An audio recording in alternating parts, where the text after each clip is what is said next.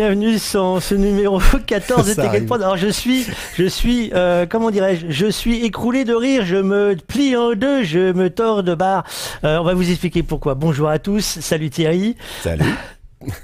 Alors, on va vous expliquer. Nous sommes joueurs. Voilà. En dehors du fait que j'ai eu des moufles juste au démarrage, voilà, tu dois avoir aussi quelque chose de ton côté, je pense.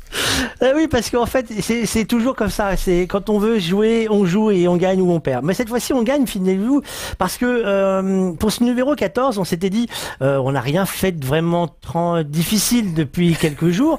On va compliquer. Donc là, on a fait d'un cran, on a fait d'un coup. Thierry a donc son dispositif VMix installé depuis le début de notre petite série, avec aujourd'hui 4 liaisons en direct, plus un partage d'écran en direct, plus un stream où nous faisons du multi-stream. Et comme on était, allez, soyons joueurs, soyons fous, on va encore plus loin. On a rajouté quelques couches. Donc aujourd'hui, vous pouvez nous voir, même si vous n'êtes pas nombreux. Alors, vous pouvez jouer à zapper si vous voulez voir. Ça, vous pouvez nous trouver, alors que je dise pas de bêtises, sur Facebook, sur YouTube, sur Periscope, sur Dailymotion. Ça fonctionne, je suis devant et c'est pour ça que je me marre, parce que la première image que j'ai vue, c'est nous en train de regarder l'écran en disant qu'est-ce qui se passe? Donc c'était pour démarrer. En tout cas, tout ça pour dire qu'on a fait multiplier les petits pains. En tout cas, ça veut dire que le réseau il tient. T'as pas fini la liste, il y en a d'autres.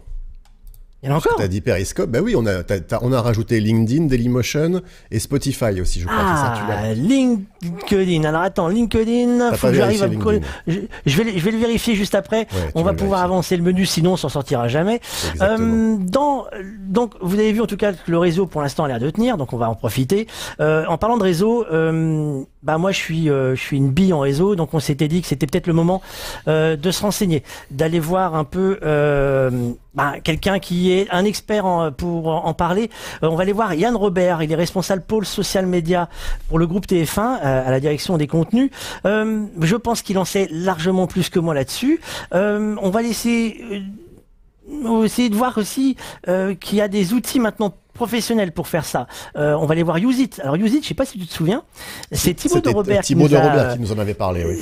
Alors qui nous a jeté un petit caillou en disant les gars, je vous dis ça comme ça, moi je les connais, vous allez voir, c'est top. Allez-y, ça tombe bien, on va voir pourquoi. Ça tombe très bien. Alors je tourne ma feuille parce que figure-toi que c'est ce que j'ai perdu en lançant tous les lives, j'ai perdu mon texte. Donc forcément, on est perdu. Moi j'ai des news. Alors je vous le dis, je suis chafouin. Voilà, je vous le dis, je suis chafouin, parce que il me faut tourner bourrique avec le NAB, parce que Sony nous a posé à lapin, alors que Canon, eux, ils étaient là. Canon a lancé des informations qu'on attendait déjà en fait. C'est le nouvel appareil photo. Alors, je précise, appareil photo. Vous allez voir pourquoi c'est important de le préciser. C'est l'EOS R5, appareil photo, et la première chose qu'on nous dit, les gars, vous allez voir, c'est superbe, il filme en 8K en interne, sans recadrage, donc pas de crop, jusqu'à 30 images par seconde, 8K en H265, 422, ça parle qu'aux spécialistes, 422 10 bits, Canon Log, juste, on est d'accord, hein, c'est un appareil photo. Alors, enfin qu'on m'explique après ce qu'on va faire avec, parce qu'ils ont sorti une caméra, figure-toi, une caméra cinéma, qui est la C300. Alors, là, le monsieur qui nous explique que tout va bien, te barre pas tout de suite, je sais ce que tu vas dire. On est parti pour un fou rire. C'est parti, on va avoir du mal. La caméra, la C300, c'est la troisième édition d'une caméra qu'on connaît déjà. Voilà, j'ai pas trouvé ça hyper fantastique. Les spécialistes vont vous dire c'est génial. Alors, on ira en voir des spécialistes qui vont nous dire pourquoi cette caméra est géniale. Moi, j'en dirais pas plus. Elle a un super capteur 35 mm et on filme seulement en 4K. Alors réfléchissez, elle filme en 4K, l'appareil photo filme en 8K. Hein, je vous laisse. Thierry, tu as des infos plus intéressantes que les miennes? Pas forcément plus intéressantes, du moins les tiennes sont très très bien. C'est juste que ce matin, Orange a publié un petit article super bien sur, on en parle depuis très longtemps, enfin depuis le début du confinement, sur les visios, etc. Laquelle est la bonne? Moi j'ai reçu 50 coups de fil au début du confinement pour me dire qu'est-ce qu'il faut faire, qu'est-ce qu'il faut que j'utilise, etc. Ils ont fait un comparatif complet, super bien fait, avec français, pas français, où vont mes informations, sécurisées, pas sécurisées. Et pour le coup, allez le voir, le lien est sur notre Twitter, Tech Prod. Le comparatif est vraiment intéressant à lire. Oui. avant que tu zappes à nos invités, de toute façon, dans une autre news J'ai avant, encore une je vais news. glisser, ouais, excuse-moi, je vais glisser juste une information sur Sony. Nous allons décaler l'émission que nous avions prévue le 29 avril, tout simplement parce que ils vont annoncer les nouveautés le 30 avril. Donc voilà, donc c'est pas grave, hein, nous on va faire choup, petit décalage. Maintenant tu peux reprendre. Alors, juste un chiffre, on en parlait hors antenne tout à l'heure, Netflix, qui depuis la crise, la plateforme en fait a développé son chiffre. Je suis un peu perdu dans mes textes en fait. Et, et ils sont passés en fait, ils ont donné leur chiffre trimestriel. Ça y est, c'est démarré. Et donc, en rendant les chiffres, ils se sont aperçus qu'ils avaient fait 16 millions de nouveaux abonnés uniquement dans le monde et 7 millions uniquement en Europe. Donc c'est juste un truc de taré. Ça veut dire que en globalité, ils en sont à 182,85 millions d'abonnés dans le monde. Facebook, celui qui a eu l'idée de ce truc-là, ouais, c'est pas mal pour une petite plateforme de replay vidéo. Ouais. Alors juste avant que tu zappes, du coup encore une information cette fois-ci, c'est que les essais marchent pas toujours. Pas toujours. Eh ben, figurez-vous que LinkedIn ne refuse à diffuser. Donc, le lien, il me dit j'ai le droit de diffuser, mais il veut pas. Donc, il va falloir que j'envoie un petit mail pour dire vous me dites que je peux, mais je peux pas. Donc, il va falloir qu'on m'explique. Allez, les invités. On accueille les invités.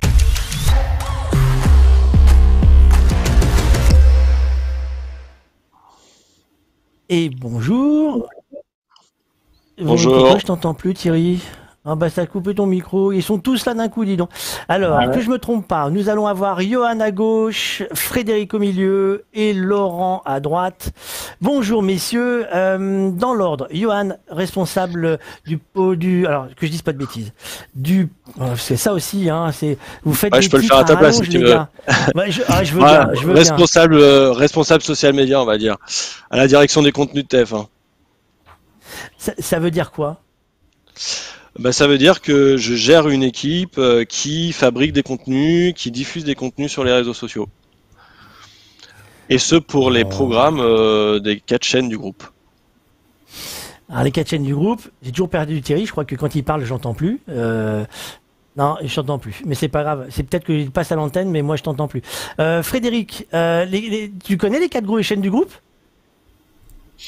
C'est le piège. Ah, j'étais sûr que j'allais piéger. Non, je rigole. Piège, mais celle-là, je C'est peux ça. te dire, TF1, Ah, tu connais. TMC, LCI, TFX. Voilà. Alors, il y en a plus que ça, hein, mais moi je travaille dans le périmètre des 4 chaînes que sont TF1, TFX, TMC et TF1 Série Film. Et évidemment, il y a LCI, il y a Ushuaïa TV, etc. Alors, au milieu, Frédéric Bruel, fondateur de Use It. Use It Pro, c'est la même boîte, c'est la même période de fabrication? C'est pas tout à fait les mêmes périodes de fabrication, mais oui, c'est la même boîte. Je pourrais en dire 2 mots tout à l'heure. Ça marche. Et on accueille Laurent également. Laurent, alors c'est pareil, dans la série, c'est compliqué. Vous m'avez fait un titre à rallonge, genre t'as accepté qu'on le raccourcisse, parce que même la moitié déjà c'est trop long pour moi. Customer Success Manager, ça veut dire quoi chez Use It Pro, Customer Success Manager? Ça veut dire d'accompagner la mise en place de Use It Pro auprès de nos clients, de faire en sorte que ça réponde au mieux à leurs besoins, et de continuer à faire développer la solution en fonction des nouveaux besoins des clients. D'accord. Bon. Voilà. Eh ben écoutez, Une interface entre le produit et les utilisateurs. Eh ben écoute, je vous propose qu'on commence avec Johan, parce que du coup, on va aller quand même rentrer dans le détail de ce que c'est qu'un réseau social. Johan, chez TF1, vous êtes déjà combien à gérer le réseau social de TF1? Parce que ça paraît énorme, TF1 c'est pas une petite boîte. Ouais. Bah écoute, ça a évolué dans le temps, hein. Moi, ça fait 7 ans que je suis chez TF1. On était au début peut-être 2-3 personnes à faire du social. Maintenant, on est beaucoup dans différents services. Donc moi, il y a mon service qui s'occupe plus particulièrement des programmes, dans lequel on fabrique des contenus, on diffuse des contenus, comme je le disais. Mais sur le périmètre des programmes, donc, il y a des équipes à la com externe qui s'occupe des réseaux sociaux des chaînes, dans une logique de prise de parole des marques chaînes sur les réseaux sociaux, qui est un peu différente de la prise de parole des programmes. On a des équipes à la régie qui sont, elles, en charge de monétiser cette audience. On a chez LCI des équipes qui font des réseaux sociaux. On a à la direction artistique du groupe des gens qui fabriquent des contenus pour les réseaux, des bandes annonces, un certain nombre de contenus de teasing. Voilà, aujourd'hui chez TF1, le social est un peu partout, les expertises se croisent et chacun sur son métier a des expertises différentes. Et du coup, aujourd'hui, on peut considérer quelle est la densité de population française qui est touchée par les réseaux sociaux de TF1? Tout le monde? Bah, écoute, nous, tout programme, compte chaîne, si on compte toutes les plateformes sur lesquelles nous sommes, on est quasiment 65 millions d'abonnés. Donc on n'est pas très loin du chiffre du nombre des Français. Néanmoins, ce sont des abonnés qui sont pas dédupliqués, c'est-à-dire qu'on peut avoir un abonné qui nous suit sur 5 plateformes, il est compté 5 fois. Mais pour te donner un ordre d'idée, un peu, on est quand même une communauté assez massive autour de TF1 et de ses marques, sans compter les nouvelles marques de TF1, type Minute Buzz, enfin Vertical Station et ses différentes marques, au féminin, etc. Donc là, j'imagine que les chiffres sont encore plus importants. Donc on est quand même sur un potentiel d'audience assez massif.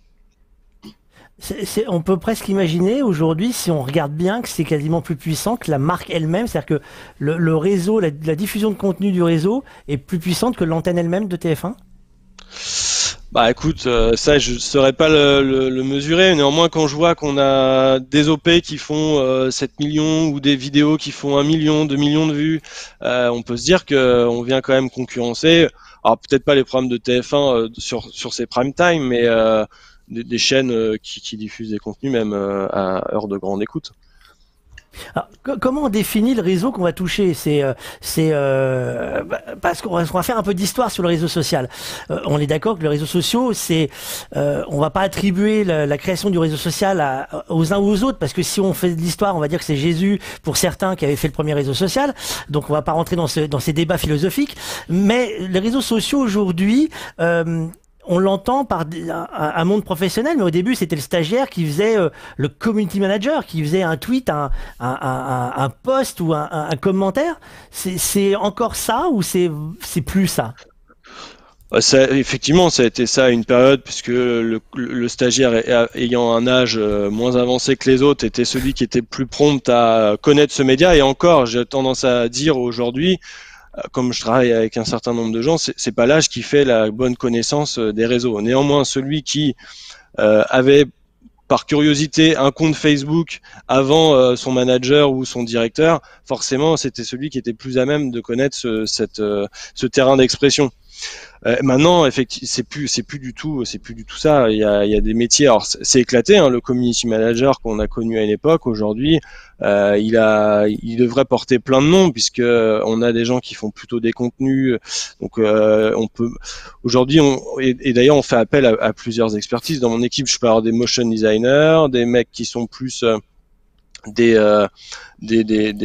des créatifs, quoi, qu'on pourrait retrouver dans des agences, parce que ce sont eux qui ont des idées, qui écrivent les contenus, etc. Et d'autres qui sont plus des spécialistes de la diffusion, que j'ai envie encore d'appeler community manager, mais voilà, en fait, il faudrait encore segmenter la profession pour être au plus juste de la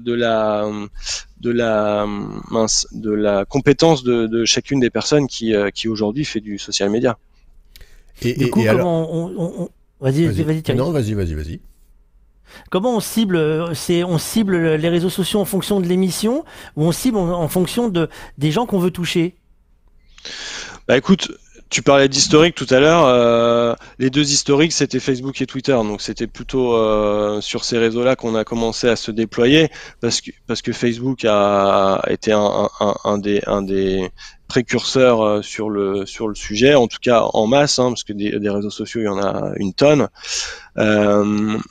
Donc maintenant, aujourd'hui, fort de cette histoire, on sait Facebook est un peu le média de masse, c'est un peu le TF1 des réseaux sociaux, quoi. C'est là où on sait qu'on va trouver une audience la plus large. chez TF1, comme il y a eu des stratégies de prendre la parole assez vite sur ces plateformes-là, on a aujourd'hui une grosse communauté. La grosse part de notre communauté, elle est plutôt ici. Et c'est plutôt en adéquation avec nos programmes parce que on sait qu'on va sur ces plateformes-là trouver des audiences qui sont assez larges et assez massives. On se sert d'un Twitter plus dans un usage de live parce que il a été une époque dans des proportions très grandes. Sur certains primes, il pouvait y avoir 1 million de personnes qui envoyaient des tweets. Aujourd'hui, c'est quand même moins important. Donc, on a utilisé Twitter dans une logique live au début. Et puis après, au fur et à mesure que les réseaux se sont développés, mais aussi ont convergé vers la vidéo, on s'est développé sur ces plateformes-là. Instagram, TikTok, YouTube également, qui est moins un réseau social, ça ressemble plus à une plateforme de vidéo, donc on a une approche un peu différente. Donc voilà, l'idée c'est quand même d'être là où les gens sont, et plutôt en masse, puisqu'on est quand même un média de masse. Et alors justement, en ce moment, on le sait, tout le monde est enfermé chez lui, à plus ou moins faire des choses, et plus ou moins intéressantes, et donc sont sans doute plus sur les réseaux sociaux. Est-ce que vous avez un engagement, est-ce que vous voyez un engagement plus important en ce moment du public ? On a de très fortes audiences, d'ailleurs parfois un peu surprises sur des contenus qu'on diffuse. Là, on s'en étonne. Enfin, on s'en étonne. Du coup, non, on peut l'expliquer par cette disponibilité des gens chez eux. Maintenant, ce qui m'a étonné moi, c'est l'engouement qu'ont eu les collaborateurs chez nous, que ce soit les producteurs, les personnalités de l'antenne, etc., à vouloir faire des nouvelles choses, même à créer des nouveaux formats. Hier, il y avait à l'antenne Qui veut gagner des millions version Je suis chez moi. J'ai l'impression que la télévision en 3 semaines a été plus créative que des gens qui venaient du digital type Webedia, qui ont laissé d'imiter la télé sur une nouvelle marque qu'on appelle le live, ou qu'on appelait le live, je sais pas. Ils ont eu un peu de mal à démarrer, effectivement, toutes ces chaînes de télé, comme TF1, M6, etc., tous ces gros groupes, ils ont eu du mal à engager, et puis là, ça y est, ça commence à enfin démarrer, on dirait. En fait, très vite, nous, sur les réseaux, on a lancé des choses. Et après, effectivement, dans les concepts d'antenne, c'est sans doute plus long à mettre en place. Mais nous, dès le premier week-end du confinement, on a lancé plein d'OP sur de grosses marques, Danse avec les stars, The Voice, Koh-Lanta, tout le monde sait. Et puis, la volonté, elle est venue plutôt des producteurs ou des personnalités.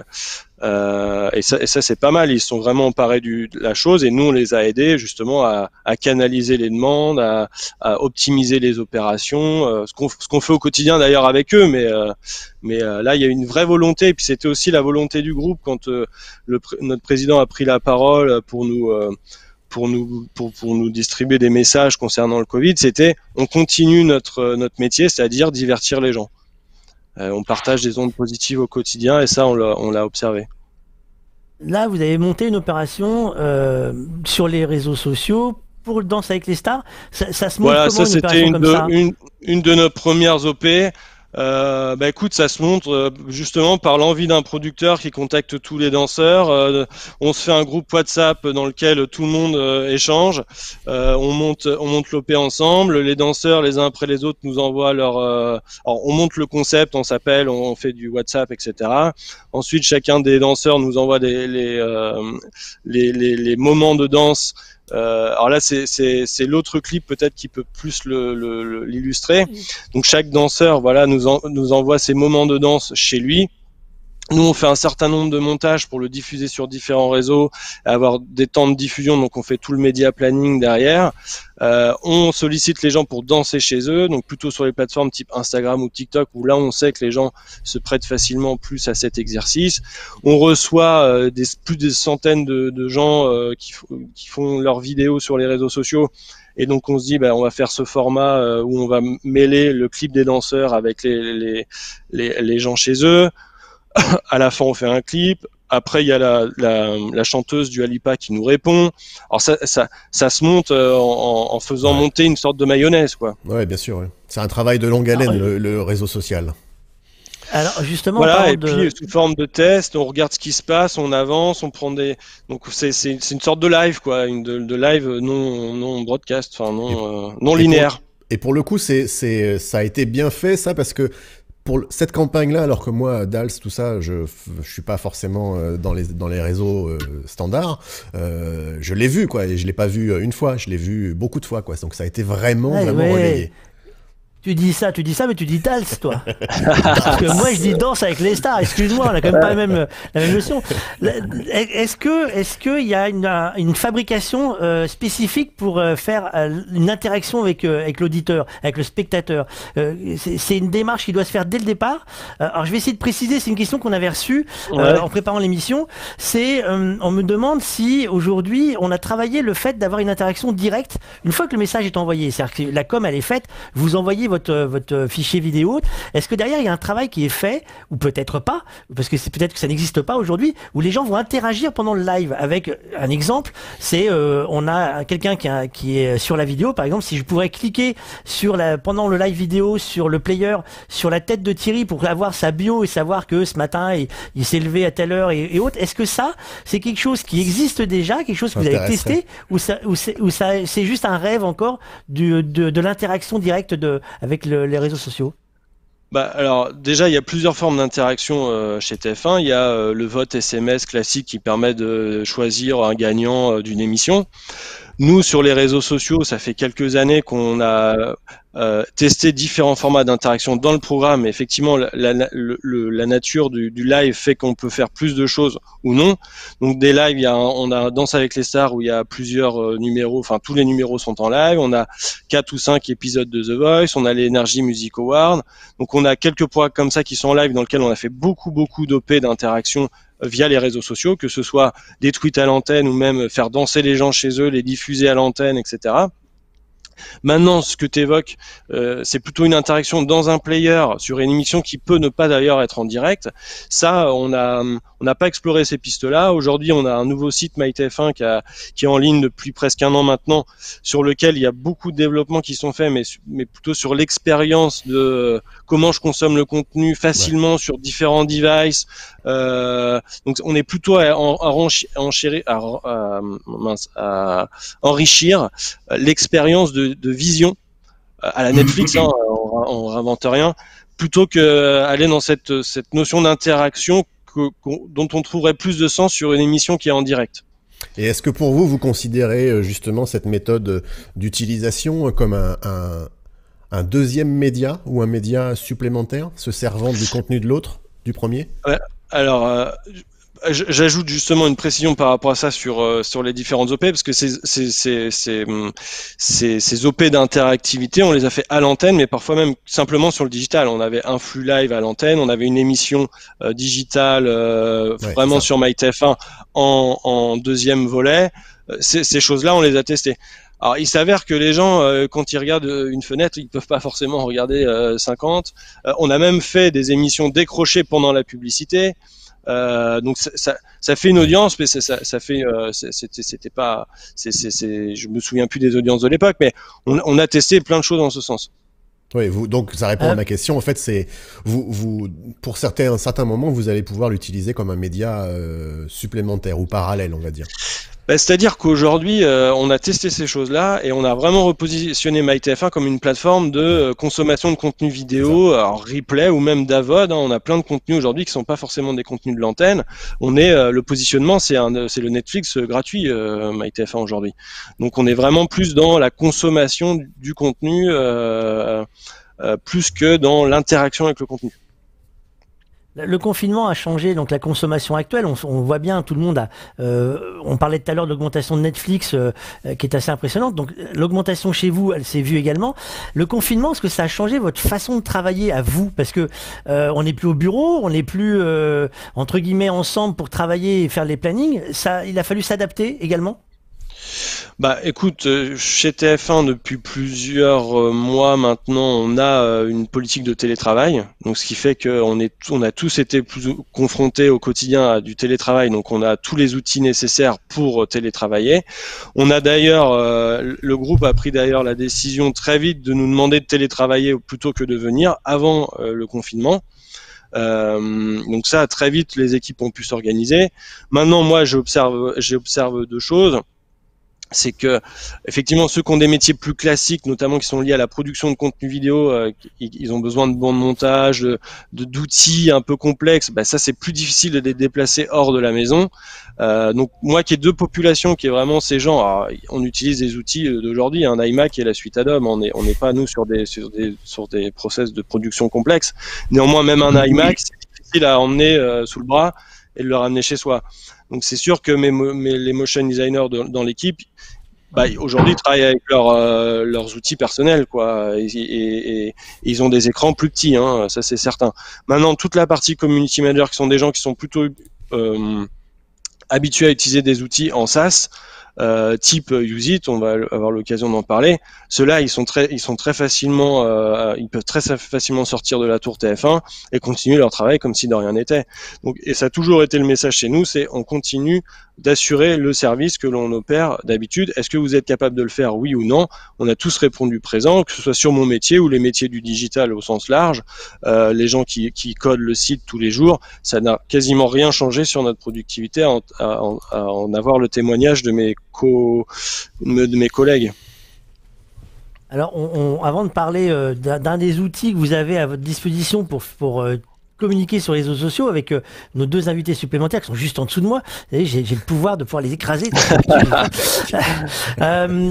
J'ai une question qui m'a été posée discrètement. J'adore alors, on fait un appel aux questions. Hein. On a donc beaucoup de gens qui peuvent poser des questions et c'est marrant parce qu'ils veulent pas qu'ils soient reconnus. Donc, comme c'est les réseaux sociaux, tu peux pas venir forcément masquer, contrairement maintenant dans la rue. Le masque n'est pas encore obligatoire sur les réseaux sociaux. Mais j'ai reçu un SMS et qui me dit ok, très bien, les réseaux, c'est quoi les réseaux à la mode? Écoute, on entend beaucoup parler de TikTok là, de ce temps. C'est un peu le réseau un peu qui apporte quelque chose d'un peu frais, d'un peu nouveau, de par l'UX de l'appli, mais aussi par les contenus qu'on y trouve. C'est un peu la dernière vague, même si ça a quelques mois maintenant. C'est plutôt celui que je pointerais là tout de suite. Et donc du coup, tu nous conseilles nous de faire du TikTok aussi ou c'est aucun intérêt pour nous? Je ne sais pas. En fait, nous, c'est la question qu'on se pose, c'est qu'on se dit voilà, il y a un nouveau réseau. On n'a pas été tout de suite sur TikTok. La com de TF1 est allée plus vite que nous, parce que nous, on s'est dit il faut qu'on ait un programme qui s'y prête. C'est-à-dire qu'on va pas diffuser un contenu tel quel, qu'on met juste dans un format 9/16 et qu'on envoie comme ça n'a pas de sens. Donc la première marque qui a été sur TikTok de mémoire, c'est un The Voice ou un Danse avec les stars. Et ça remonte à l'année dernière. Parce que là, on avait du contenu musical qui s'y prêtait bien, et voilà, du coup, on y est allé. Donc aujourd'hui, je vais pas faire un compte systématiquement sur TikTok pour n'importe quel de nos programmes, parce que si j'ai pas le contenu qui s'y prête, ça sert à rien. Oui, puis à la limite, il faut même quasiment cibler par je vais pas dire par tranche d'âge, mais par catégorie, puisque on le sait, Facebook va être une atmosphère plus familiale, TikTok, ça va plutôt être des jeunes qui bougent, etc. Si on voulait parler de Twitter ou LinkedIn, ça serait presque plus du pro, on va dire. Vous orientez aussi de cette façon-là ? Ah oui, et c'est pour ça que la logique que l'on a avec les équipes de la com, elle est intéressante de ce point de vue-là. Par exemple, la com va avoir un compte TF1 Pro sur lequel elle va diffuser tous ses communiqués de presse. Le TikTok de TF1, il a plus de sens en prenant l'immensité des programmes, pour trouver dans chaque programme un contenu qui peut s'y prêter, qu'on fasse un compte par programme. Donc effectivement, on est à la fois opportuniste, on analyse l'intérêt du réseau, et puis surtout, on se demande est-ce qu'on a beaucoup de contenu à y produire, parce que si c'est pour publier 3 contenus et puis arrêter, ça sert à rien. Donc c'est différentes questions que l'on se pose. Et puis après, nous on va aussi où se porte le vent, c'est-à-dire que si on trouve que ce réseau-là, il y a plein de gens et que ces gens ils ont un intérêt avec nos marques, etc., on va y aller. Alors, nous, on va y aller voir autre chose, comme on dit. On va aller essayer de creuser un peu une des techniques que vous utilisez pour faire la communication de vos réseaux sociaux, c'est Useit Pro.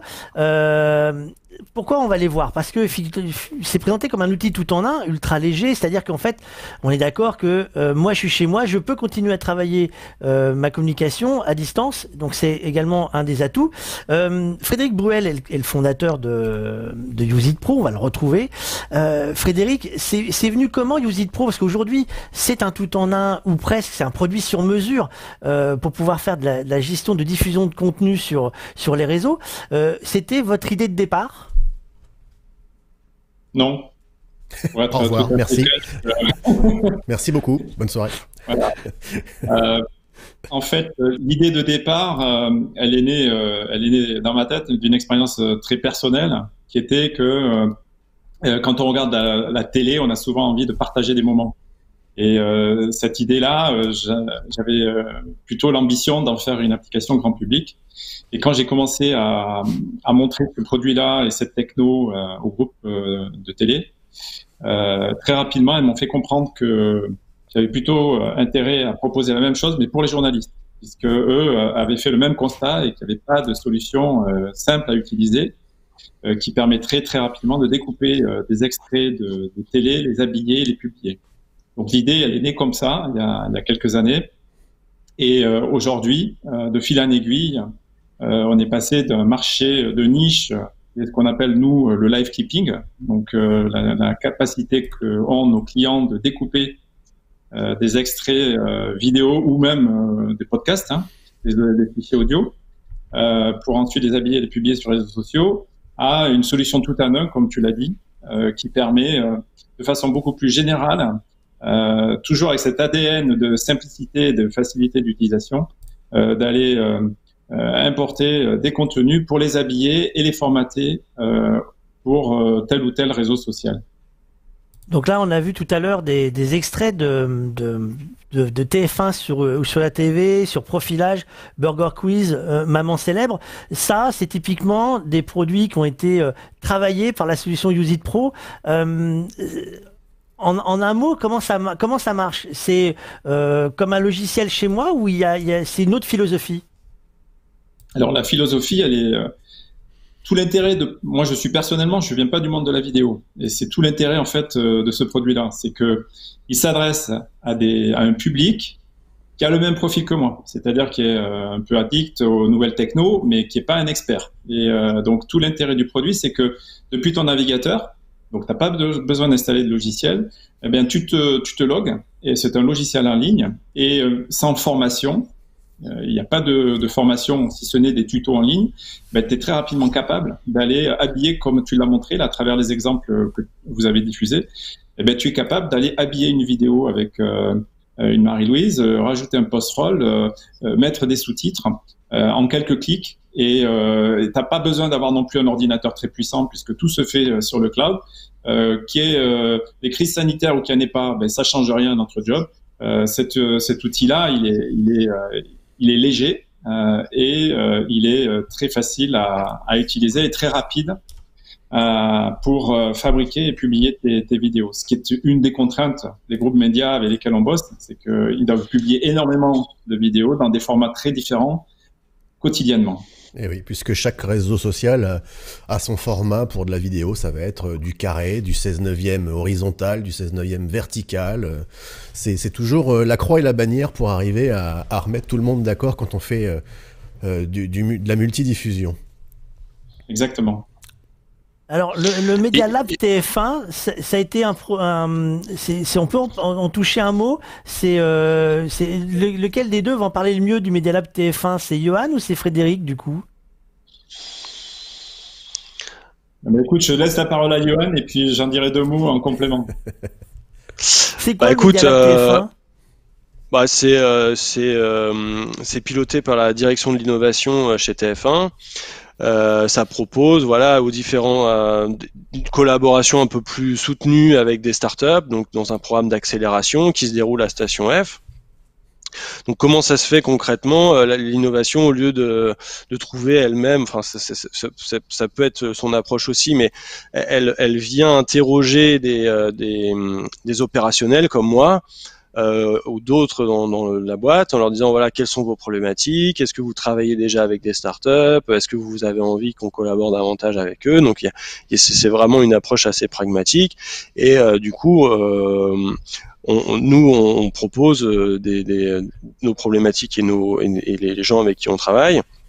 Et moi, j'étais 2 fois parrain de start-up à Station F et j'ai eu l'occasion donc du coup de faire monter Use It dans ce programme-là parce que ça me semblait important qu'on construise un outil vraiment adapté à nos besoins. Donc que je puisse être reconnu aussi par ma direction comme pour pouvoir dégager du temps, que ce soit moi ou les équipes, pour qu'on fasse vraiment un outil aux petits oignons pour notre besoin. Donc ça me paraissait important. Et ça, avec la direction de l'innovation et ce programme-là, ça nous a permis vraiment de fonctionner main dans la main. Et ça, c'est quand même hyper précieux. Frédéric ? Et en complément, oui, de ce que tu viens de dire, que toute l'intelligence de TF1 dans le dispositif que tu viens de décrire, Johan, c'est que on est certes très proche des équipes qui produisent du contenu et donc on est au plus proche de leurs besoins, on y répond de façon très personnalisée, mais TF1 a bien compris que l'intérêt de la startup, c'est pas de faire un produit uniquement pour TF1. Donc le cahier des charges qu'on a fait ensemble et sur lequel on a délivré, le produit qu'on va voir dans quelques minutes avec la démo de Laurent, il fonctionne parfaitement chez TF1, il est déployé donc parmi tout un tas d'équipes chez TF1 et c'est un super use case qui va nous permettre d'aller le proposer à toute boîte qui a cette même problématique de publier le plus rapidement possible de la vidéo sur les réseaux sociaux dans des formats différents avec des équipes qui n'ont pas de formation particulière en matière de vidéo editing. Donc ça, c'est vraiment tout l'intérêt de ce Media Lab. On a eu un contact privilégié avec les équipes pour avancer très vite. Et en même temps, ça nous permet à nous d'avoir un use case extraordinaire pour aller chasser le reste du marché. Alors, on parlait d'un produit pour tous. Rebonjour Laurent. On t'avait caché pendant un moment parce qu'en fait, tu as pendant ce temps-là travaillé comme les community managers. Alors, du coup, on les appelle plus community managers. Johan, il faudra que tu me dises comment on va les appeler, les gens qui gèrent les contenus sur les réseaux sociaux. Mais les gens qui, donc, du coup, travaillent pour les réseaux sociaux. Tu as fait pour nous un produit pour tous, donc merci pour Tech & Prod sur ce coup-là. Comment ça marche? Veux-tu nous montrer du coup réellement comment ça marche? Ok. Alors, tout d'abord, Use It Pro permet de récupérer tout un tas de contenus, que ce soit des flux live vidéo, des live streams, que ce soit des flux audio, parce qu'on travaille aussi avec les radios, et je crois que ce live s'adresse pas mal aux gens de radio, ou de récupérer des vidéos. Donc là, je suis sur la partie live stream, par exemple. Donc j'ai récupéré en 2 clics le stream qu'il y avait sur Facebook pour le coller dans Use It Pro, pour permettre de le suivre en direct. Le flux est enregistré, ce qui veut dire que je peux découper des extraits en live, mais aussi en replay après le live. On peut les conserver autant de temps qu'on veut. Et les extraits que je peux découper à partir de Use It Pro sur le live peuvent être des GIFs, peuvent être des extraits vidéo, peuvent être des images, ou même extraire juste la bande son pour aller faire un diaporama ou un montage sur un outil externe. Je crois que je vais regarder dans ma liste. Là, j'ai la liste des chaînes que je reçois. Alors, vous recevez les chaînes, c'est parce que vous faites, vous, déjà du préchargement de clients, parce que vous savez que vous avez déjà des demandes de ce côté-là. Vous sniffez pas toutes les chaînes du monde entier. Vous prenez pas le temps de dire, j'ai mis 50 serveurs en route pour récupérer tout le monde. Non, on répond à la demande. Des clients, ça peut être des flux qui sont émis 24 heures sur 24, 7 jours sur 7. Ça peut être des flux temporaires lors des missions, par exemple, ou lors d'événements sportifs. Donc, on répond à la demande et pour un client, on peut recevoir un ou n flux simultanés. On n'est pas limité. puisque soit on le fait sur notre propre data center, soit on les reçoit sur Amazon. Donc on a eu des événements où on avait jusqu'à 40 flux, donc on n'a pas de limite. Et c'est vraiment à la demande du client, et ça peut se faire au dernier moment. Bien souvent, sur le live, on a des demandes ou un quart d'heure avant le live, parce qu'ils ont pris la décision au dernier moment d'utiliser Usit Pro. Et ça, quel que soit l'événement où il se trouve n'importe où dans le monde. On explique juste que ce qu'on voit, en fait, c'est une machine qui est donc chez toi, c'est ton ordinateur personnel, et qu'il y a une espèce de délai, et on a la sensation que l'image n'est pas fluide. C'est normal, c'est parce qu'entre le réseau qui vient de chez toi, qui est renvoyé chez moi, etc., du coup, voilà, ça donne cette sensation, mais que à la diffusion après, ça sera fluide comme ça l'est. Mais en ce moment. typiquement, là, tu peux déjà partager un extrait que tu coupes.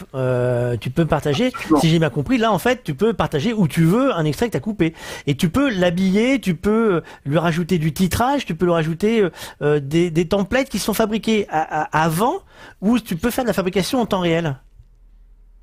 Alors, les templates, on les fabrique avant, de sorte de gagner du temps pendant la création des contenus.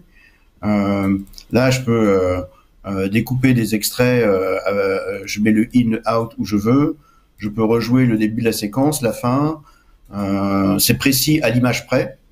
Je peux générer une vidéo instantanément. Est-ce que vous avez un outil, parce que ça a été une question qui a été posée, est-ce que vous avez un outil de sous-titrage alors, qu'on s'entende pas pour mettre à la main le titrage, mais est-ce qu'aujourd'hui vous avez déjà un outil de sous-titrage automatique? Absolument, c'est ce que j'allais montrer. Donc là, mon cut est généré. Désolé. Donc je peux personnaliser ma vidéo, je peux sous-titrer ma vidéo. Et là, je peux le faire de trois manières. Soit j'importe un fichier externe, soit je le crée à la main, et soit je le génère automatiquement. Donc générer automatiquement, c'est-à-dire que là, vas-y. C'est ce qu'on appelle du speech to text. C'est-à-dire, si je clique dessus, j'ai peur que ça prenne un peu de temps parce que ma connexion elle est un peu sollicitée là. Mais et la mienne. C'est une transcription automatique. Et il y a un taux d'erreur de combien? Parce qu'on sait que le speech to text est pas toujours. Enfin, moi, je pratique souvent celui de YouTube, par exemple. Et si des fois on a un moment de cafard, on peut aller se faire sous-titrer une vidéo de chez YouTube parce que c'est toujours rigolo des fois entre les mots qu'il comprend pas ou voilà, c'est toujours un peu bizarre. Donc là, vous avez quoi? Ça dépend du contexte. Quand c'est une émission avec une personne qui parle seule ou un dialogue, les gens ne se coupent pas la parole. On a un taux de reconnaissance qui est excellent. Et effectivement, quand il y a du bruit de fond avec des personnes qui se coupent la parole, forcément, on va commencer à avoir un yaourt. Ou une personne avec accent ou qui va parler un peu vite. Voilà, encore, quand il n'y a qu'une personne qui parle, on arrive à s'en sortir, ou deux personnes qui parlent, ça marche encore. Au-delà, ça devient très compliqué, quelle que soit la technologie de toute façon. Oui, de toute façon, ouais. Aujourd'hui, les technos qu'on utilise ont un taux de reconnaissance en termes d'orthographe et de syntaxe qui est plutôt bon, qui est même très très bon. Ce qui prend le plus de temps généralement quand on veut corriger des fichiers de sous-titres générés automatiquement, c'est le repositionnement d'une phrase dans un bloc de sous-titres. Souvent, les phrases sont découpées et ce qui prend du temps, c'est de réajuster la bonne synchro avec la voix et le texte correspondant. Johan, vous avez du coup cet outil. Combien de personnes travaillent régulièrement avec ça? Quasiment toute l'équipe? C'est plutôt les gens qui sont côté diffusion, ceux qu'on appellerait encore community manager, donc ceux qui n'ont pas forcément de logiciel de montage installé sur leur bureau. Ça leur permet d'être assez autonomes sur la production de contenu. Par exemple, on fait souvent du teasing avec des morceaux d'extrait, donc ils peuvent en amont sur un logiciel du groupe trouver un extrait, l'importer sur Usit, le sous-titrer, ajouter le template, parce que d'ailleurs on a fait des templates qu'on n'a pas forcément vu dans les exemples, mais des templates pour uniformiser toute notre charte graphique sur la prise de parole des différentes chaînes. et marque par marque. Donc elles ajoutent ce template-là qu'on a fabriqué avec l'ADA et elles rajoutent leurs sous-titres.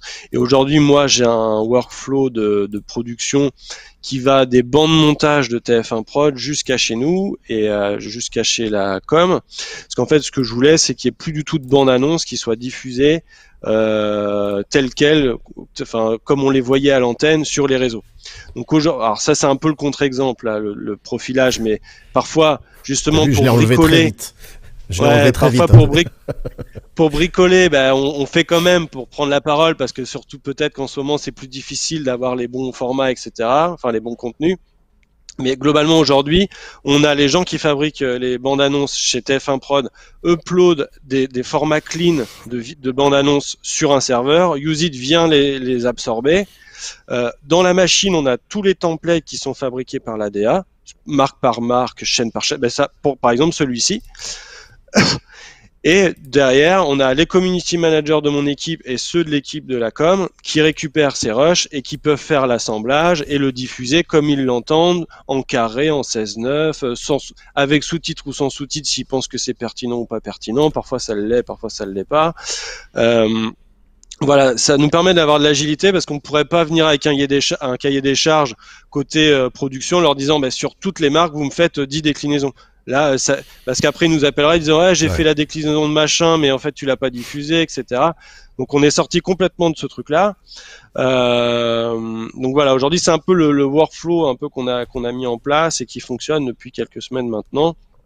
Et pour en revenir sur le sous-titrage, souvent nous on n'en mettait pas parce qu'on n'avait pas, c'était compliqué de le faire et puis ça prenait du temps. Quand c'est pertinent maintenant on le fait. Alors faut aussi parfois avoir le temps. On a diffusé un format avec Camille Combal qui venait gagner des millions vendredi. J'ai dit à l'équipe c'est dommage il n'y a pas les sous-titres. Ils me disent ouais mais la prod voulait qu'on le diffuse rapidement parce qu'il fallait machin. Donc parfois on a toujours quand même des contraintes mais qui sont liées à d'autres objectifs. Oui, et le sous-titrage nécessite de toute façon une vérification, un check et un double check souvent pour être sûr de ce qu'on envoie. Voilà. C'est plus raisonnable, on va dire. On a toujours ces process de valide qu'on essaie aujourd'hui de résoudre dans Usit. On est en train de refaire la librairie justement pour que les contenus circulent encore plus facilement entre les gens, notamment sur ces concepts de validation. Donc c'est autant de problématiques qu'on soulève petit à petit avec les équipes et qu'on essaie de travailler. Et pour en revenir aux sous-titres de tout à l'heure, par exemple, nous on sous-titre sur la machine, ça fonctionne assez bien, mais ça dépend le genre. Parce que par exemple, la télé-réalité où les gens se croisent, se coupent la parole, etc., ça marche pas du tout.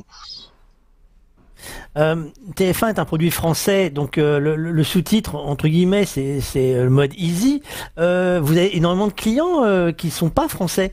Le sous-titrage pour pouvoir, est-ce que ces clients-là utilisent cette fonctionnalité pour pouvoir inonder les réseaux sociaux français? Ça, c'est une question j'ai scotché Frédéric et Laurent. Non, mais, je sais, il y a peut-être deux questions dans ta question. Le sous-titrage, c'est sans traduction, et donc c'est simplement par sous-titrage. Donc cette techno-là, elle est effectivement utilisée par pas mal de clients. Dans certains pays, comme aux États-Unis par exemple, la loi exige que pas mal de programmes soient sous-titrés. Donc la problématique est pas exactement la même. Là, l'enjeu pour nous, c'est plus de supporter les formats de sous-titrage des broadcasters que d'aller sous-titrer avec une techno de reconnaissance vocale les programmes. Donc voilà, les problématiques sont pas toujours les mêmes dans les différents pays. Après, la question de la traduction, elle est peut-être un peu moins d'actualité chez nous. En général, quand on parle de problématiques de sous-titrage chez nos clients, c'est plus dans l'esprit, aujourd'hui, il leur faut plus de 20 minutes pour sous-titrer une minute de vidéo. C'est beaucoup. L'objectif avec Usit, c'est de diviser au moins par 2 ou par 3 ce temps de sous-titrage et de mise en forme dans la vidéo. Alors on va parler de choses qui fâchent. Donc là, Johan n'est pas concerné. Il peut faire sortir son joker. Ce genre de solution, dans les gens qui nous entourent aujourd'hui, diront c'est forcément cher parce que là, il y a quand même, pour ceux qui s'y connaissent un peu, il y a quand même du boulot derrière et il y a de la machinerie. C'est-à-dire que là, il y a du monde. Si vous faites plusieurs flux, on va arriver à des prix prohibitifs, non ? Non, mais tu connais cette grande phrase, le prix s'oublie, la qualité reste. Il faut le mettre en signature. C'est une Voilà. bonne idée. C'est les tontons flingueurs, c'est pas moi. Voilà, je vais le mettre là. Voilà. La problématique du pricing, c'est un problème universel. Et dans l'univers de la tech, encore plus. Quel est le juste prix? D'ailleurs, c'était l'émission TF1, ça. Ouais. Mais en gros, ouais, non, mais c'est vrai, c'est une vraie problématique parce que tu pourrais dire que, ah ben tiens, des éditeurs vidéo en ligne, il y en a des millions qui sont gratuits sur Internet. Qu'est-ce que je vais aller m'embêter avec un Newsit? Donc, quel prix? Quel est le juste prix pour un produit comme le nôtre? Et moi, en tant que patron de start-up, quel est le juste prix pour diffuser le plus massivement le plus massivement possible ma techno? La réponse, elle est pas simple. Je suis tout à fait transparent. Elle est pas simple parce que en fonction des profils de clients, ben, ta techno, elle va être plus ou moins valorisée. En fonction de ben, si le client est un média ou se prend pour un média ou devient un média parce qu'il a compris que sa communication serait finalement moins chère si elle communiquait en produisant son propre contenu sur les réseaux plutôt que en faisant de la pub classique. Eh bien là, il y a des critères de qualité et de disponibilité, de fonctionnalité, pouvoir travailler en équipe, comme Johan le disait tout à l'heure, pouvoir valider, pouvoir rajouter des fonctionnalités sur mesure pour répondre à telle ou telle problématique très spécifique à tel ou tel client. Ben là, que ce soit de l'open source ou des produits que tu vends à la licence, les clients ils sont prêts à payer. Ils sont prêts à payer pour le support, pour l'open source. Ils sont prêts à payer pour ton produit parce que il y a une disponibilité et une qualité de service qu'ils vont pas trouver ailleurs sur des produits qui sont gratuits. Donc faire payer le produit, ça on y arrive. Même si on a eu un concurrent dans le passé qui a été racheté par Twitter et qui le donnait. Mais on a eu beaucoup d'anciens utilisateurs de cette techno qui en avaient ras-le-bol de voir ce truc-là se planter régulièrement et de basculer chez nous en payant une licence à la journée, au mois ou à l'année. Donc, faire payer, ça pose pas de problème. Maintenant, est-ce que ça vaut 10 000 euros ou 100 000 euros par an? Mais encore une fois, ça dépend de ce que tu mets, puisque nous, on parle de boîte à outils. Donc, qui dit boîte à outils dit fonctionnalité plus ou moins standard ou en option. Et puis, c'est aussi, on est sur le cloud, en fonction du nombre de serveurs et du nombre de CPU que tu vas vouloir utiliser parce que tu l'utilises plus ou moins. Dans le confinement, ça vous a aussi affecté? Ça complique la façon de travailler avec vos clients? Ou est-ce que ça a modifié quelque chose? Ou finalement, pour vous, c'est transparent parce que on reste sur du web? C'est tellement transparent qu'il nous a fallu quelques jours pour se dire, ah, mais finalement, peut-être que les clients ils vont se poser la question. Et donc, au bout de 5 jours, on se dit, mais il faudrait quand même communiquer avec les clients parce qu'ils n'ont pas vu de différence dans leur quotidien. Mais quand on voit toute la communication qu'il y a eu de la part de toutes ces boîtes de techno, on s'est dit, bon, nous aussi, on va le faire. Mais en fait, on est cloud native, donc ça change rien, aussi bien dans notre façon de travailler que dans la façon de gérer notre techno et notre logiciel. Eh bien, qu'on travaille de la maison ou au bureau, ça ne change absolument rien. Et c'est pareil pour nos clients. Et ça vous a ramené du monde un peu ou pas, du coup? Vous répondez si vous voulez. Hein. Ouais, on s'est demandé si on allait voir notre chiffre d'affaires chuter ou doubler. Pour l'instant, il n'a pas du tout chuté, donc ça c'est plutôt une bonne nouvelle. C'est de la chance. Ouais, absolument. Bah oui, parce que le besoin de produire toujours plus de contenu dans ce contexte. Mais en fait, c'était dans ce sens-là que je posais la question, c'est-à-dire qu'aujourd'hui, on l'a évoqué tout à l'heure, il y a plein de chaînes qui se sont retrouvées quasiment à poil parce que toutes leurs émissions étaient en enregistré ou en direct et que les enregistrés, il n'y en a plus en boîte et que les directs, ils ne pouvaient plus les faire. Donc il leur a fallu presque 3 semaines pour arriver à réagir.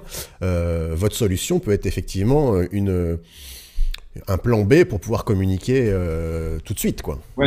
Il y a ça, et puis les monteurs, enfin ceux qui produisent ces vidéos-là, qui travaillent du bureau ou de chez eux, c'est pareil, ils ont besoin d'un navigateur. Pour eux, ouais, tout à fait, ouais, exactement. Il y a un autre événement qui est assez intéressant de noter, c'est que il y a beaucoup d'événements qui ont été annulés, des événements qui rassemblaient des gens dans des stades ou des choses comme ça. Mais parmi nos clients, il y en a pas mal qui en fait ont migré leurs événements en événements virtuels. Et donc les gens se réunissent autour d'un écran, puis dans un stade. mais ils continuent à vouloir découper de la vidéo, publier de la vidéo autour de ces événements qui finalement continuent à se dérouler, mais dans des conditions un peu particulières. Alors, c'est quoi l'avenir de Use It Pro? Vous avez des choses dans les cartons parce qu'on n'en reste pas là, c'est pas possible. Il y a tout, on dit qu'il y avait un avant, il y aura un après confinement. Là, vous voyez bien qu'il y a des choses qui ont changé. Ça donne des idées, ça donne envie d'aller plus loin. Absolument. Tout l'enjeu, c'est que évidemment notre roadmap produit, elle est pleine, hein, elle est pleine, et il faut faire des choix stratégiques. On s'adresse à un marché qui en fait est en pleine mutation. De la vidéo, ça fait des décennies que il y a des boîtes qui en font et des boîtes qui produisent des logiciels. Des startups qui sont cloud native et qui réfléchissent à ce sujet-là de façon un peu différente à partir d'une feuille blanche, il y en a moins. Et des boîtes qui se concentrent sur cette catégorie d'utilisateurs, on va dire amateurs confirmés, qui est le community manager, comparé au monteur professionnel, qui est on va dire une catégorie à part, ou de Madame Michemu qui elle touchera jamais à la vidéo. Nous, on s'adresse à un marché qu'on estime être en effervescence et en pleine explosion. Et tout notre enjeu, ça va être de pouvoir lui mettre à disposition cette boîte à outils pour répondre à tous ses besoins en matière de production de contenu. Et c'est vraiment protéiforme. Il y a énormément de cas d'usage qu'on peut imaginer. Et tout l'enjeu pour nous, c'est d'arriver à, client par client, finalement, à répondre à cette problématique l'usine à gaz, avec un parcours hyper simple, qui est vraiment l'ADN de ce produit, pour pouvoir diffuser le plus largement possible notre produit, non seulement auprès des médias traditionnels, comme c'est le cas aujourd'hui, mais aussi auprès des n'importe quelle boîte du CAC 40, par exemple. Merci. Et l'avenir pour TF1, pour les réseaux sociaux, à part Use It Pro, c'est pas que l'avenir technique, c'est un avenir éditorial et autres. On dit que c'est un marché florissant parce que maintenant on pense forcément web, c'est obligé. Ouais, c'est une vaste question. En fait, sur les réseaux sociaux, les réseaux sociaux sont un monde en mouvement. Donc en permanence, on observe ce qui s'y passe par les usages, mais on observe aussi les choix que font les plateformes au sein de leur plateforme. C'est-à-dire que les algorithmes de remontée de contenu changent en permanence. Un jour, Facebook s'est dit tiens, on va faire plein de live. Ils lancent Facebook Live. Après, ils disent tiens, on va faire de la vidéo. Ok, après, on va faire de la vidéo longue. Donc, en fait, l'avenir, il est en perpétuelle construction. Donc, nous, notre enjeu, c'est en permanent de s'habituer et aux usages et aux nouvelles directives des plateformes. Et sans compter les nouvelles plateformes qui arrivent. Donc en fait, j'ai l'impression d'être dans l'avenir depuis que je fais ce métier, parce qu'il y a toujours on ne peut jamais s'arrêter de réfléchir ou de naviguer en fait. On est en permanence, on navigue à vue. Alors il y a des cycles, hein, mais faut être hyper alerte et toujours en veille. Alors pour ceux qui veulent avoir plus d'informations sur comment ça fonctionne et les minimums requis, je vous invite à prendre contact avec les équipes de Use It Pro, parce que ils sauront vous faire une démonstration un peu mieux que là, parce qu'on soit clair, on est tous contraints à la maison avec des débits qu'on a partagés, qu'on a on a tous certains ont les enfants à la maison qui sont en train de jouer à la Xbox, d'autres font les études, maman avec le Zoom, donc les liaisons sont un peu perturbées. Pour travailler, il y a un minimum aujourd'hui. Vous considérez qu'aujourd'hui, pour travailler chez soi, sur des solutions cloud, il y a un minimum de réseau, c'est quoi en termes de réseau internet? Alors, tu vas peut-être répondre, Johan, pour ta part, mais pour ce qui est de notre part à nous, on a prévu le produit pour pouvoir être utilisé dans n'importe quelle condition, y compris des conditions dans lesquelles ton réseau est faible. Donc, quand tu vois, tu peux visualiser tes vidéos comme Laurent est en train de montrer, c'est toujours en très bas débit, alors que la construction et la fabrication de la vidéo en elle-même va être faite en très haut débit. Donc, on a essayé d'anticiper un peu ce genre de cas, d'usage. Mais maintenant, sur les conditions dans lesquelles un collaborateur lambda doit pouvoir travailler, je je laisse Laurent, plutôt Johan répondre, puisque nous, on est entouré de geeks ici. Donc, mais quand tu dis bas débit, ça veut dire qu'on pourrait imaginer travailler directement, par exemple, sur une tablette en 4G. Ah bah oui, complètement. Ouais. D'accord, ok. Attention, ce 4G, ça peut être du haut débit. Moi, je parle carrément d'ADSL avec moins de 700 kg montant, par exemple. Il y a très peu d'upload de vidéos, tout est sur le cloud. Donc, et tout en stream à un très très bas débit. Donc, quand tu fais Donc, du moment qu'on arrive à voir, si quelqu'un arrive à voir une vidéo sur YouTube, c'est que ça marche, quoi. Ah ben ouais, bien sûr. Ouais. Ah, messieurs, je vais vous remercier grandement pour.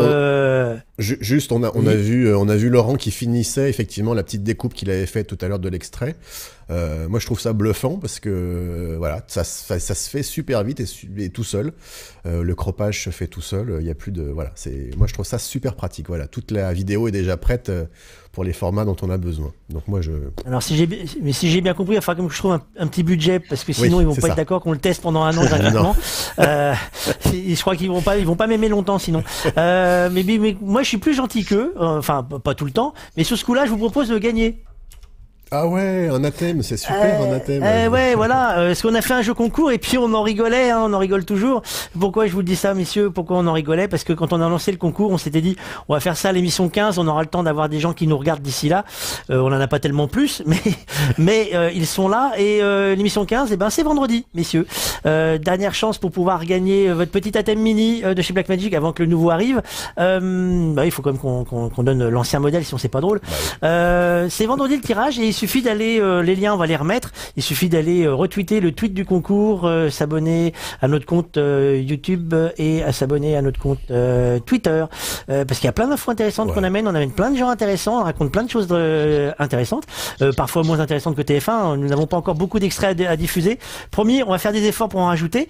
Messieurs, bonne semaine, on va retrouver les liens de toute façon sur chaque vidéo de tout ce que vous faites, pas les liens privés je vous rassure, de tout ce que vous faites pour nous. Si vous voulez des rendez-vous avec Use It Pro, Laurent m'a dit qu'il était prêt à expliquer comment ça marchait. Donc moi c'est pareil, Thierry, si t'as pas tout compris, Laurent pourra prendre du temps avec toi. J'ai regardé comment il faisait du coin de l'œil, je tournais la tête de temps en temps parce que je le regardais travailler. C'est pour ça que tu suivais pas l'émission, d'accord, j'ai compris. Ok, donc j'ai perdu un auditeur, c'est plutôt fort. Pardon Laurent? Non, c'est Fred. En venant sur le site, vous pouvez vous inscrire et le tester gratuitement, il n'y a pas de problème. Oui, j'ai vu ça ici. Thierry va s'y mettre, tu vas voir qu'il va s'y mettre dès qu'il va avoir fini. Vendredi, Thierry, moi je te propose d'aller prendre l'air pour aller faire un peu de musique. On va rester confiné, mais on va parler musique et on va essayer de vous parler de musique sans en diffuser. Vous allez voir, on est très fort là-dessus. Oui, on explique pourquoi. On explique pourquoi simplement parce que certaines plateformes et ça c'est pas Johan qui va nous contredire. C'est que certaines plateformes, quand tu diffuses un morceau de musique, si t'as pas les droits, clac, il te dégage. Et de toute façon, même si t'as les droits, clac, il te dégage. Typiquement, YouTube, tu diffuses un jingle ou une musique, même si c'est à toi qui l'a créé, il va te dégager et après, il te demande si tu as les droits. Ce qui est dommage, en fait. Donc, on va une bonne méthode. Parler musique sans musique, voilà. Voilà, mais ça sera intéressant pour ceux qui l'ont connu. Il était animateur en radio, depuis il est devenu producteur. Il est touché comme nous par le confinement. Il va nous expliquer ce que ça veut dire et il va nous donner des petites coulisses. Ça va être très sympa. Je te dis pas, il faut suivre. Ah non, il faut nous suivre les gars, sinon c'est pas drôle. Si je vous donne tout, moi je m'en vais, c'est comme ça. Allez, bonne journée, ça va bien, 5 minutes. On va quand même pas tout faire pour tout le monde non plus. Ça va bien. Bon week-end et bon courage. Salut, merci pour votre invitation. Au revoir. Merci.